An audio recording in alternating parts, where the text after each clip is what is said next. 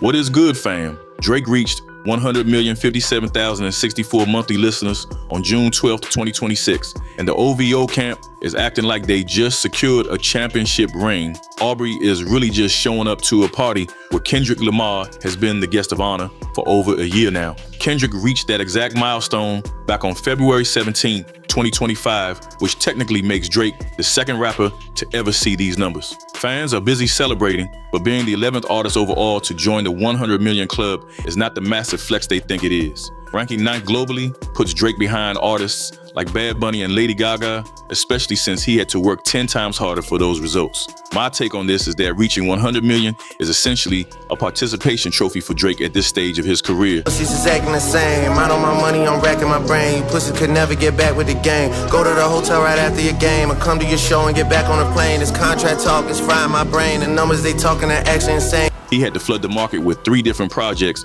just to match a record that Kendrick established a long time ago. Kendrick is still the king of this metric because his all-time peak of 112,091,210 listeners is the highest for any rapper in history. Drake is still trailing Kendrick by a massive 12 million listeners, even while he is at his own absolute peak.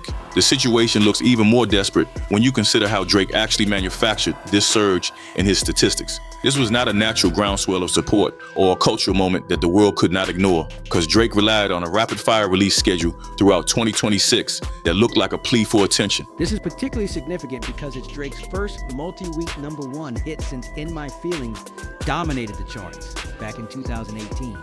He dropped the ICEMAN album and followed it up with projects called Maid of Honour and Habibti, just to keep his name in the daily conversation. The ICEMAN album arrived on May 15th, 2026, and it moved 463,000 units in the first week. It managed to hold the #1 spot on the Billboard 200 for 4 weeks, but that happened because he used every trick in the book to stay relevant. Viral tracks like Shebang and Janice STFU were used to juice his streaming numbers through manufactured TikTok challenges and aggressive playlisting. It felt like he was throwing everything at the wall just to see what would stick, and it worked for the data points, but it definitely failed the vibe check. Pussies is acting the same. I know my money, I'm racking my brain. You pussy could never get back with the game. Go to the hotel right after your game.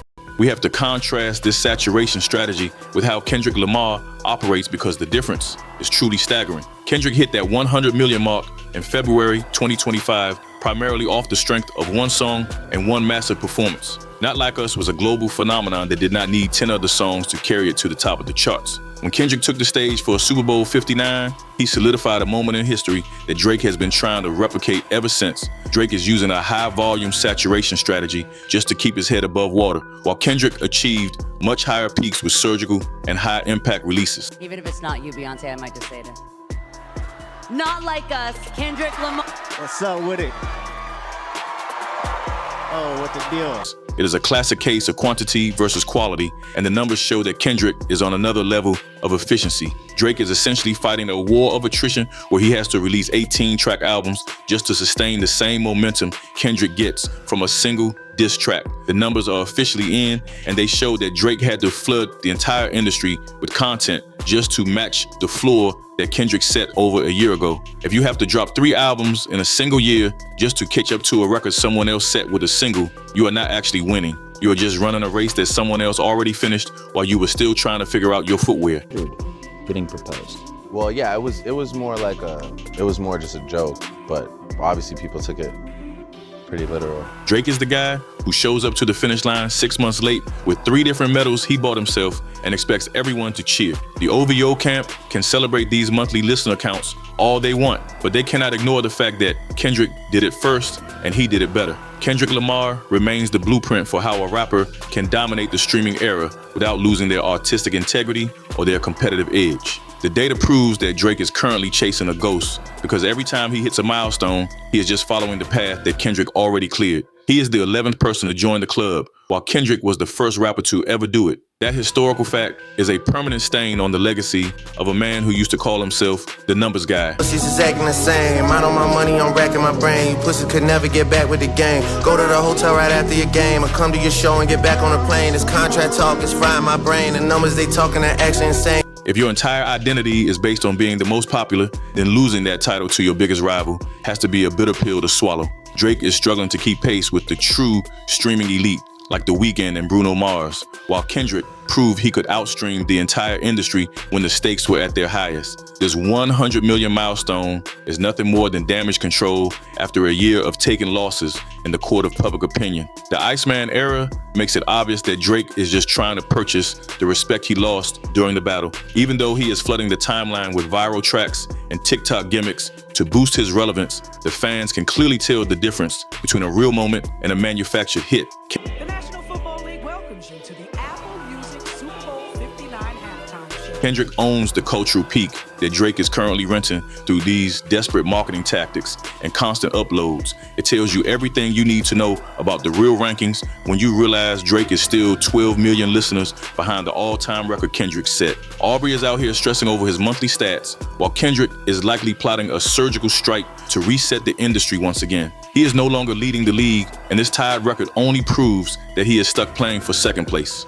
The massive gap in efficiency between these two artists reveals the true story because Kendrick Lamar saw his monthly numbers jump by 175% right after the Super Bowl. That kind of growth comes from a genuine cultural connection that resonates globally, and it shows that Kendrick has a level of pull that Drake simply cannot match anymore. While Kendrick achieved those historic numbers with one focused performance, Drake had to drop an 18-track album plus multiple side projects just to keep a fraction of that momentum. On June 15th of 2026, Drake is barely holding on to that 100 million mark, while Kendrick has stabilized at 69.7 million after his GNX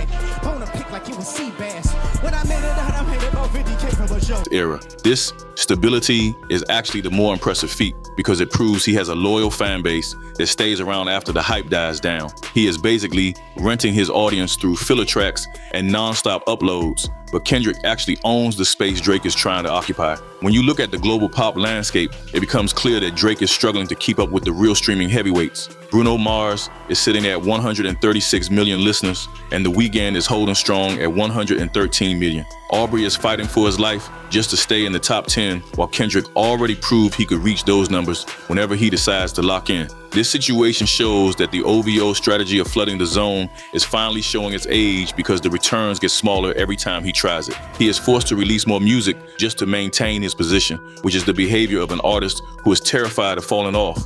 Kendrick can disappear for months and return with a strike that resets the game, but Drake has to keep the lights on by any means necessary. Getting proposed. Well, yeah, it was more just a joke, but obviously people took it pretty literal. Before we move on and see how Kendrick basically deleted Drake's only remaining defense, tell me what y'all think. Is this flood the zone strategy just a sign that Aubrey is officially terrified of falling off? Tell me in the comments. No cap.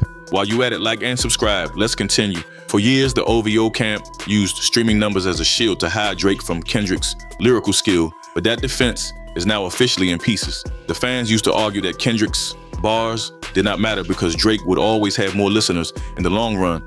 Since Kendrick became the first rapper to hit 100 million and still holds the peak record at 112 million, that entire argument has vanished. Drake is no longer the undisputed king of the charts, and losing that title has to be messing with his head. The beef from 2024 and 2025 shifted the entire landscape of the genre because Kendrick proved he could outstream Drake when it mattered most. It was the ultimate test of popularity versus talent, and Kendrick walked away with both trophies while Drake was left trying to explain his declining influence. This current push for the 100 million milestone looks like pure damage control after Kendrick's historic Super Bowl and Grammy run. It is a desperate attempt to grab some kind of narrative win, but it feels like Drake is just chasing a ghost he can never catch. Every time Drake hits a new milestone, he is simply following the path that Kendrick already cleared for him. This reactive approach to his career proves that Kendrick is the one setting the pace for the rest of the industry. Aubrey is acting like a pioneer for reaching a number his rival conquered over a year ago, and the irony is not lost on anyone who understands the real stats. Looking at the state of rap right now, the power dynamic has completely flipped since this decade started. Drake used to be the one running the whole conversation, but these days he is just reacting to whatever moves they make out in Compton. When Kendrick decides to do something, the entire world stops to pay attention, but Drake dropping an 18-track album just feels like a regular Tuesday. The National Football League welcomes you to the Apple Music Super Bowl 59 halftime show. Since that numbers argument got completely neutralized, Aubrey has to actually stand on the quality of his music, and he is clearly coming up short. He is leaning on TikTok challenges and fake virality to fill the void, but that is only a temporary fix for a much deeper problem. Kendrick built a whole legacy on actual cultural significance, and that is something you cannot buy with a marketing budget or a massive playlisting push. Drake is trying to win a battle of statistics after he already lost the actual war on the battlefield of the culture. Reaching 100 million monthly listeners should be the highest level of success, but for Drake, it just shows how much he lost his grip. It doesn't fix the reality that he lost the big war of 2025, and it proves he is stuck standing in the shadow of the man from Compton. Every project he drops and every metric he chases looks like a direct response to a milestone that Kendrick already cleared a year ago. Even if it's not you, Beyonce, I might just say this. Not like us, Kendrick Lamar. What's up with it? Oh, what the deal? The way I see it, tying this record is actually a massive loss for the OVO camp when you look at the effort involved. It took Drake 3 times the work and a mountain of filler tracks to get to the same spot Kendrick reached first with way less output. If you have to work 10 times harder just to break even with your rival, you are officially no longer the leader of the pack. When you look at the ICEMAN album and projects like Maid of Honour or Habibti, you see a clear pattern of desperation defining this era. He is throwing everything at the wall, including viral TikTok bait, just to keep his streaming numbers from falling off a cliff. I predict that Drake will keep dropping these bloated projects to keep his counts high, but the cultural impact will always belong to Kendrick. People are starting to see right through the strategy of flooding the market with 20 tracks just to trick the algorithm into a win. This is a desperate way to hold onto a position that used to be completely effortless for him back in the day. This is particularly significant because it's Drake's first multi-week #1 hit since In My Feelings dominated the charts back in 2018. Kendrick Lamar remains the very first rapper to ever hit that 100 million mark, and that historical fact is a permanent mark against Drake. For years, his fans said the charts were all that mattered, but now that he is playing catch-up, they have nowhere to hide. The reality is that Drake is basically renting his relevance through a budget, while Kendrick owns his through pure artistic impact. Kendrick can stay silent for an entire year and still be the main topic, but if Drake stops posting for a week, people think he is finished. The savage truth is that Drake is no longer the one leading the league, and he is just fighting to stay in the conversation. He is the one checking his dashboard every single morning to see if he finally caught up to a ghost from a year ago. Kendrick proved that cultural relevance will always matter more than pure volume when the dust finally settles on a career. The ICEMAN era might have given him the data points he wanted, but it never gave him back the respect that he lost. Songs like Shebang and Janice Shut, the F***K up will be forgotten by next summer, while the impact of Not Like Us is carved into history. Drake is playing a game of numbers because he knows he can no longer win the actual game of influence or respect. She's just acting the same. I know my money, I'm racking my brain. You pussy could never get back with the game. Go to the hotel right after your game, or come to your show and get back on the plane. This contract talk is frying my brain. The numbers they talking are actually insane. He is addicted to the validation of a Spotify dashboard, while the rest of the world is watching to see who actually pushes the culture forward. It is a hollow victory that only serves to remind everyone watching that the boy is officially playing for second place. Before we look at how Drake tries to change his strategy for the next drop, I need to hear from you about this battle for the charts. Drake cannot claim the streaming crown when it takes 3 full projects just to reach the numbers of a single Kendrick diss track. Drop a comment below because I need to know who is still following that OVO narrative after seeing these receipts. The efficiency gap is undeniable, and the streets know exactly who is holding the real power in this industry right now. Make sure you hit that like button and subscribe so you stay locked in for the next breakdown of this entire situation. Even if the war on the charts is slowing down, the battle for who actually matters is only picking up speed. Aubrey hitting the 100 million mark feels like a participation trophy for a man who used to run the entire game without trying. The National Football League welcomes you to the Apple Music Super Bowl 59 halftime show. Kendrick already set the bar high, and Drake is just trying to clear it a year late while expecting everyone to clap for him. We are witnessing the steady collapse of an empire built on spreadsheet stats instead of real cultural impact, and the numbers are finally telling the truth. Chasing a standard that your rival has already moved past is the clearest sign that you have lost the game for good.